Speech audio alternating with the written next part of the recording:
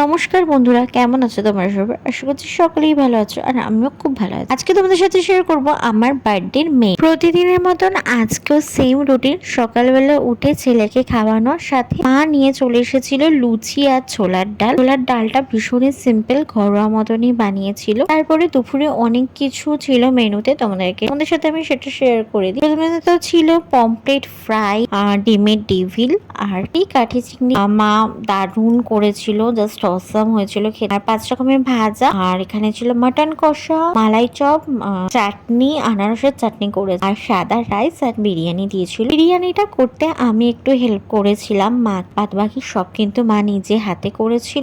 আর আমার বিয়ের পরেও কিন্তু মা প্রতি জন্মদিনে আমার জন্য সবকিছু নিজে হাতেই করার চেষ্টা করে। আমার শাশুড়ি অনেকবার বলে, বাট মা নিজে হাতেই করে। বেসিক্যালি 5 রকমের ভাজাটা তো মাই করবে। তো যাই হোক, সব থেকে বড় কাজ যেটা আমার বর করেছে, থালা সাজানো।